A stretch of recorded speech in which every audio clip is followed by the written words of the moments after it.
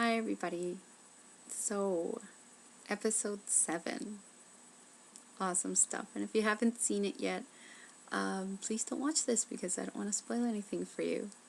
But then after you have, come back and we'll talk. Yeah, baby. Okay, so episode 7. Woohoo! Awesome stuff. So, I'm going to try and make this short and sweet, as I don't want to talk too much about it. Like I said, I don't want to give any spoilers away in case somebody actually does watch this all the way through. But in this episode, we really get to see a lot of shifting of loyalties in here, which is really great. Because you get that sense in the book as well, as a reader. When you're reading the story, you get so involved in the lives of these characters that you start shifting your own loyalties as well. And it's funny when you catch yourself, at least it was funny for me, whenever I would catch myself going, why am I rooting for this guy? He's awful, or she's terrible. Why am I hoping good things will happen? But you do. You end up doing it. You learn more about the characters. They become a little bit more three-dimensional for you rather than just being good and just being bad. There are different depths to each character, like in real life. Sort of. At least we hope we are. A little deeper than what we seem to be. And really a good example of all the prejudices that we place on the characters when we first meet them, good or bad, whether we think they're all great or we think they're all bad. I love that they're doing the same thing here.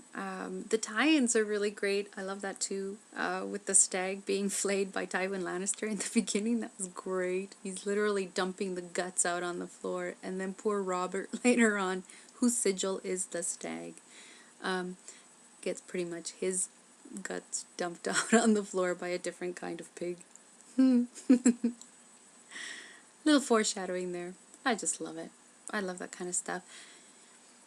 And like I said, they're shifting loyalties, and attempts to shift loyalties, like Renly when he tries to tempt Ned into making a fast and strong strike against Cersei's right away once Robert dies. And of course Ned declines, and that didn't turn out so great for him. And then of course we go to Jon at the Wall, who is basically accepting his life there, and he takes his vows and leaves the loyalties, or at least he's supposed to leave the loyalties he had to his previous family and now gives to his brothers. And then Sam taking the vows with him at the tree. What's it called again? Anyway, you know what I mean. The weird tree with the face. I think that's what it's called, actually. Weird tree. Anyway. Yeah, so that's sweet. And then we get to see a little bit of lighter side of Jon. And Sam is such a great character for that, because he kind of brings it out in him and lets him be a little bit more relaxed than he usually is. He's a little too much like his dad, Ned. He's very stoic and stark and... oh, no pun intended. But you know what I mean. So that was Jon. And then, of course, we go to the Dothraki, and there are several shifts that happen there. We see the attempt on Daenerys' life, of which we know that, well, at least we get the information in that episode that Sir Jorah, who was or is her companion, sort of protector, translator dude, has kind of been in the pocket of Varys this whole time, and for his fine work has been given a full pardon so he can return home. But he's none too happy about that. I mean, he's worked hard for this, and now he has it, and it's not what he thought it was going to be. At least that's the feeling that you get during this episode. And we get the hint from our dear late departed Viserys that he has a little bit more than loyalty for Daenerys as a reason to keep him there. And then, of course, Drogo. Drogo and his, his stubbornness at the beginning of, not going for this metal chair, as he calls it, in other dirts. He has, like, why would he want to go there? He's perfectly happy. He's got his people. He's got his Khaleesi. She's got a son growing in her tummy who's going to be, what do they say? He who mounts the world. So why does he want to go and fight somebody? He's got all that he wants. But as soon as an attempt is made on his wife's life, well, that changes, doesn't it? And he makes that really awesome speech.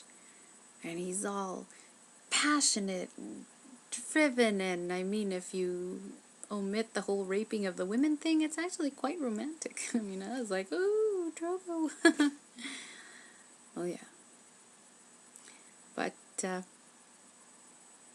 that was a great shift there. And then, of course, I mean, the very last one. When you're hoping, I mean, you knew that something was a little off with that Peter Baelish guy. But you're hoping, right, because of his love for Lady Stark, his relationship to the family, and you really want him to be on their side. And, of course, the knife at Ned's throat is his.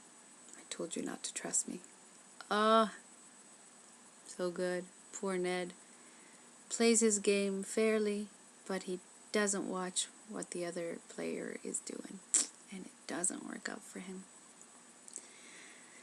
So, that was in a nutshell. Not a long review. Like I said, I didn't want to draw it out too much. I just wanted to focus on those few things because I know that really, really cool stuff's coming up ahead that I'm really going to want to talk about. So, that'll be that for today and for this episode. Please rate this. Even if you didn't like it, rate it. Please comment and, of course, subscribe because it's fun. And that is what Mrs. C says, folks. So I'll see you next time. Bye.